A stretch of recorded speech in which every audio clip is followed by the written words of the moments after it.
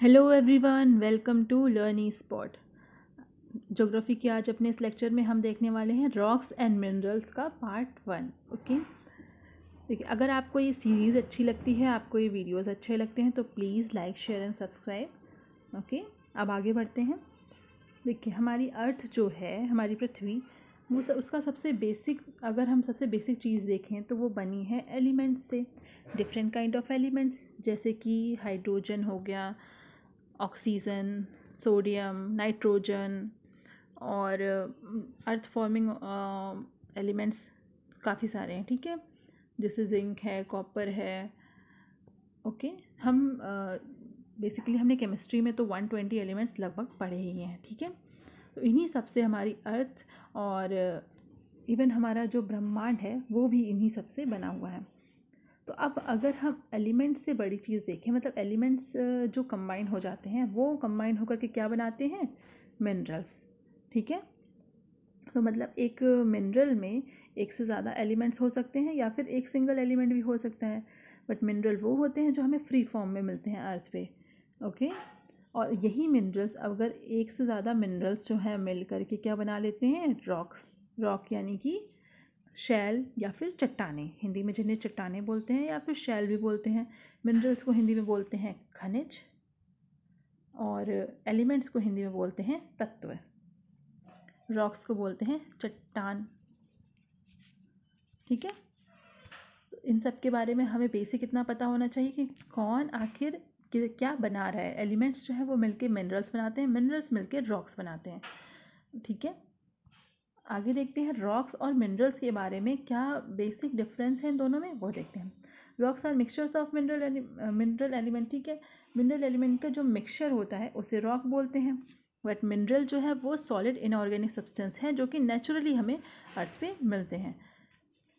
Rocks का जो है वो कोई डेफिनेट केमिकल कॉम्पोजिशन नहीं होता है। रॉक की केमिकल प्रॉपर्टीज़ हो सकती हैं, लेकिन कोई केमिकल कॉम्पोजिशन डेफिनेट नहीं होता है कि इसमें ना इतना इतना परसेंट ये होगा, इतना परसेंट ये होगा, ऐसा नहीं है। ठीक है, वहाँ वही मिनरल जो है वो उसमें एक डेफिनेट केमिकल कॉम्पोजिशन होगा। ओके, जैसे कि मिनरल है, आयरन है, सिलिकॉन है, मैग्नीशियम, कोल, पेट्रोलियम, नेचुरल गैस हैं। तो इन सब का एक इनकी केमिकल प्रॉपर्टीज़ हैं, इनका केमिकल कंपोजिशन डिफाइन है। ठीक है, वहीं जो रॉक हैं तो उनमें क्या कितना मिला हुआ है ये एकदम परफेक्ट नहीं बताया जा सकता, बस इनका नेचर बताया जा सकता है। जैसे basalt, granite, sandstone, slate and quartz, ये सारे अलग अलग टाइप की रॉक्स हैं। ये रॉक्स के कुछ एग्जाम्पल हैं। आइए अब हम इन्हें डिटेल में पढ़ते हैं। देखिए, रॉक्स को जो है मेनली 3 पार्ट्स में डिवाइड करा गया है: igneous, sedimentary and metamorphic. Igneous, जिन्हें हिंदी में बोलते हैं आग्नेय, आग्नेय या चट्टाने। सेडिमेंट्री, जिन्हें अवसादी चट्टाने बोलते हैं, अवसादी। और मेटामॉर्फिक, जिन्हें बोलते हैं रूपांतरित। ठीक है, रूपांतरित चट्टाने यानी कि जो अपना रूप बदल ले, जो अपना फॉर्म चेंज कर ले, उन्हें बोलते हैं मेटामॉर्फिक। सेडिमेंट्री मतलब कि जो एक के ऊपर एक सेडिमेंट्स जमा होते रहते हैं, अवसाद जमा होते रहते हैं, उन्हें बोलते हैं अवसादी चट्टाने। इग्नियस, इग्नियस जो रॉक है, इसके बारे में हम इस लेक्चर में डिटेल में पढ़ेंगे और बाकी दोनों के बारे में नेक्स्ट क्लास में। ओके, तो इग्नियस रॉक या आग्नेय चट्टाने जो हैं, इनके बारे में आइए हम देखते हैं। इग्नियस, जैसे कि इसके वर्ड से कुछ अंदाज़ा आपको लग रहा होगा। देखिए, ये जो वर्ड है इग्नियस में, इग्निस जो है वो लैटिन वर्ड से लिया गया है, इग्निस से। इसका मतलब ही होता है फायर या आग। तो ये जो रॉक्स हैं, ये रॉक्स क्या होती हैं? अर्थ के अंदर से, मतलब हमने क्रस्ट, मेंटल, कोर, 3 लेयर्स पढ़ी थी। मेंटल, ऊपर, सबसे ऊपर क्रस्ट, उसके नीचे मेंटल, क्रस्ट, मेंटल और फिर नीचे कोर।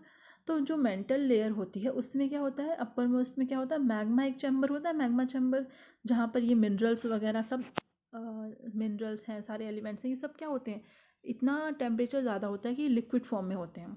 यही जो मैग्मा जब बाहर आता है तो हम इसको,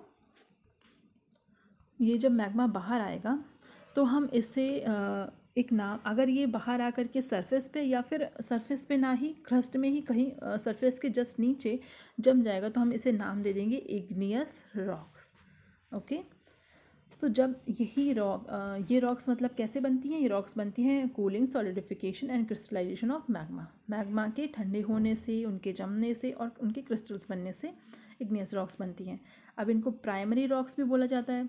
अब आप समझ ही गए होंगे कि क्योंकि अर्थ पे सबसे पहले इसी टाइप की रॉक्स बनी है, इससे पहले कुछ नहीं था, मतलब कोई किसी भी टाइप की रॉक नहीं थी। क्यों? क्योंकि ये जो मैग्मा बाहर आया, ये ठंडा हुआ, ये जमा, तब कहीं ये रॉक बनी, और इन्हीं रॉक्स के बाद ही जो सेडिमेंट्री है, मेटामॉर्फिक है, उनकी साइकिल शुरू होगी। ये जो रॉक साइकिल है इसके बारे में भी हम नेक्स्ट क्लास में पढ़ेंगे। अभी हम इग्नियस रॉक के बारे में पूरी स्टडी करेंगे, ठीक है। देखिए, अब जो मैग्मा है और जो लावा है, इन दोनों के बारे में थोड़ा सा जो डिफरेंस है मेन वो समझ लेते हैं। देखिए, अगर ये जो मेंटल, जैसे क्रस्ट, मेंटल और कोर, तो ये जो मेंटल में जो मैग्मा चैम्बर है, वहाँ पर अगर ये लिक्विड फॉर्म में भरा है, मतलब वहाँ पर अगर ये है तो इसे हम बोलेंगे मैग्मा। ये है क्या बेसिकली? ये है तो बस मिनरल्स और मेटल्स, मिनरल्स, एलिमेंट्स, इन सब का क्या है? बस लिक्विड फॉर्म है। अगर ये वहाँ मैग्मा चैम्बर में है तो इसे हम बोलेंगे मैग्मा। अगर यही अर्थ के ऊपर सरफेस पे आ जाता है, बाहर निकल आता है अंदर की फोर्सेस की वजह से, तो हम इसे बोलेंगे लावा। ये चीज़ एक ही है, बस इनकी जगह के हिसाब से इसका नाम बदल जाता है। ओके, चलिए अब इग्नियस रॉक्स के टाइप्स देख लेते हैं। अब इग्नियस रॉक के टाइप देखने से पहले हम ये समझ लेते हैं कि आखिर ये जो इनका फॉर्मेशन होता है उस हिसाब से इसको, और इनके नेचर के हिसाब से दो टाइप में डिवाइड करा गया है, ठीक है। तो जैसे कि अभी हमने समझा कि ये मैग्मा के जमने से बनती हैं, तो मैग्मा जो है वो सरफेस के ऊपर भी जम सकता है और सरफेस के नीचे भी जम सकता है ना भाई? अंदर से निकला और वो कहीं ऊपर भी जम सकता है और सरफेस के जस्ट अंदर भी जम सकता है। तो इसी बेसिस पे हमने इसको दो पार्ट में डिवाइड करा, इंट्रूसिव एंड एक्सट्रूसिव। इंट्रूसिव मतलब जो सरफेस के अंदर जम गया हो, और एक्सट्रूसिव मतलब जो सरफेस के ऊपर जम गया हो, ठीक है। अगर हम नेचर के हिसाब से इनको डिवाइड करें तो ये तीन पार्ट्स होंगे, एसिडिक, इंटरमीडिएट एंड बेसिक। ये तो इनका नेचर हो गया कि ये कैसा नेचर शो करती हैं। आइए एक्सट्रूसिव और इंट्रूसिव को समझ लेते हैं। देखिए, अगर जो है मैग्मा, ये मैग्मा निकला अंदर से और ये बाहर वॉल्केनो से बाहर निकल कर के चारों तरफ फैल गया और ये धीरे धीरे ठंडा होकर के जम गया, ठीक है। तो इस टाइप का जो मैग्मा होगा जो बाहर निकला, तो उसे हम लावा बोलेंगे। जो ये लावा होगा, क्योंकि वो बाहर सीधा हमारे एटमॉस्फेयर के कांटेक्ट में आ गया, तो ये क्या होगा? जल्दी ठंडा हो जाएगा। बाकी के कंपैरिजन में इतने में जल्दी नहीं होगा, लेकिन बाकी कंपैरिजन में ये बहुत जल्दी ठंडा होगा।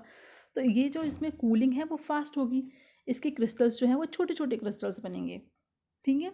और इसके साथ में ऐश वगैरह भी निकलती है, ठीक है, वो तो हम वॉल्केनो में समझेंगे।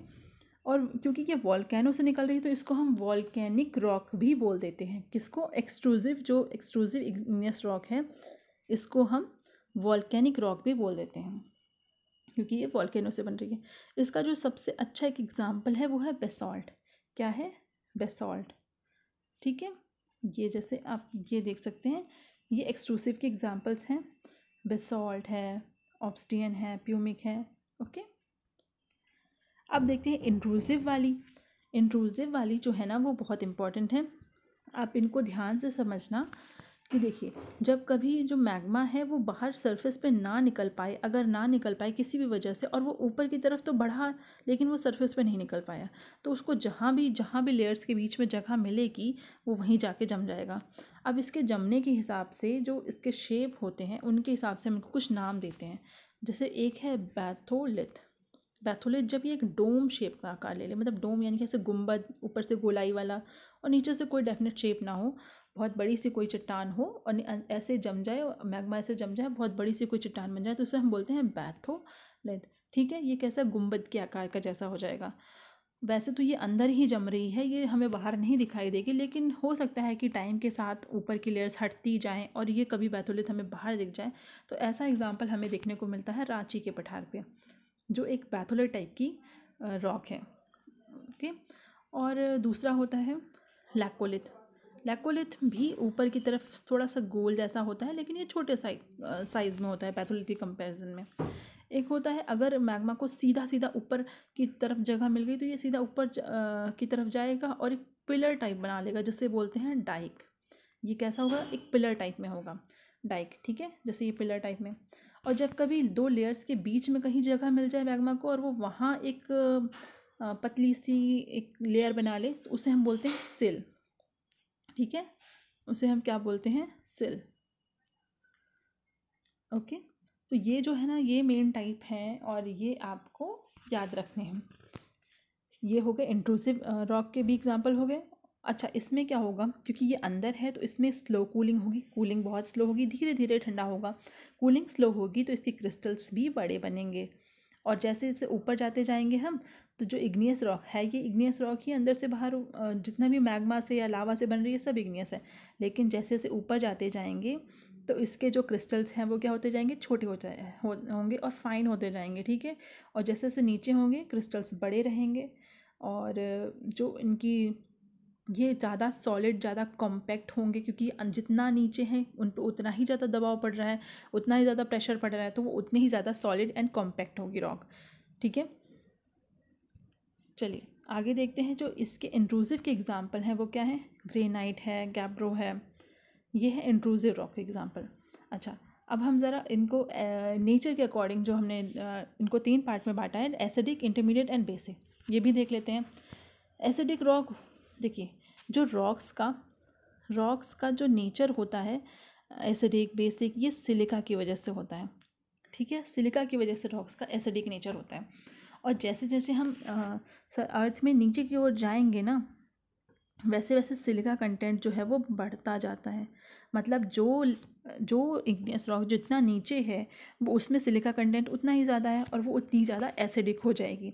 और जो जितना ऊपर है यानी कि सरफेस वाली है जो है वो उतनी ज़्यादा बेसिक हो जाएगी। इसीलिए बेसाल्ट जो है, यानी कि जो वॉल्केनो से जो लावा निकला उसके जमने से जो बनी रॉक है बेसाल्ट, वो बेसिक रॉक है।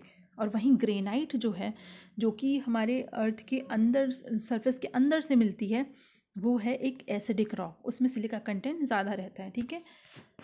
तो ये हो गए कुछ इसके एग्जांपल्स।